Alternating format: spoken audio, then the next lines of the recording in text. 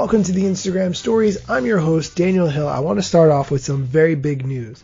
Normally you listen to this show on Amazon Echo devices. You can also find it on Apple Music, Spotify, Google Podcasts, or wherever else you get podcasts. But as of today, I am now on Google News. I've worked really hard over the past 2 years to figure out a way to get on Google News. So now you can say to your Google Assistant, play the Instagram Stories, or you can add me to your flash briefing on Google News, or you can say, hey, okay, Google, play news from Instagram, and you'll hear me. So that's exciting. I like to give you a variety of ways to hear the show, but also this is a really good way to introduce your friends to the show. Maybe you go to your friend's house and they have a Google Home device, and you say, okay, Google, play the news from Instagram, and you hear me, and then they're like, oh, who is this guy? He's pretty interesting, and he sounds really smart. And you're like, that's not all. Let me tell you, he is also very funny if you follow him on Instagram.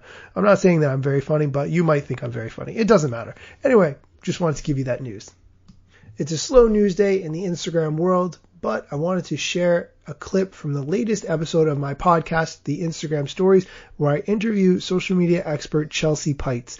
Chelsea is very well renowned within the real estate community for her social media expertise, and she shares a ton of knowledge. Here's a clip of her talking about the 5 E's that she recommends as part of her Instagram strategy.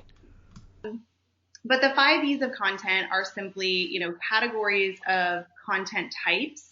If you like to write down things, if you like to plan, if you like to batch your content, even if you don't, like I don't, it is kind of a good reminder. So the 5 E's are educational content, really great, especially if you're in any kind of industry like real estate or mortgage, where there are a lot of questions that are coming in, how-tos, tutorials, tips, tricks, etc. So educational content helps you build your credibility in your brand and authority.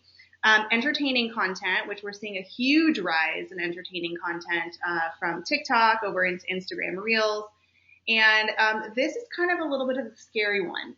This is probably the hardest one for people to embrace, because I understand if you're newer to video or short form video, there's a lot of practice sometimes that you need before you feel like you can be entertaining. And a lot of us don't feel like we're very funny.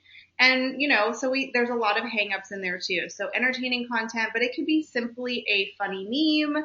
You could share yourself with a funny filter. So you don't have to get crazy with the entertaining content.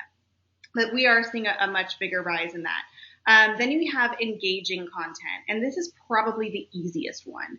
This is asking a question or for feedback or for advice. And we all want to help people. We all want to give our opinion.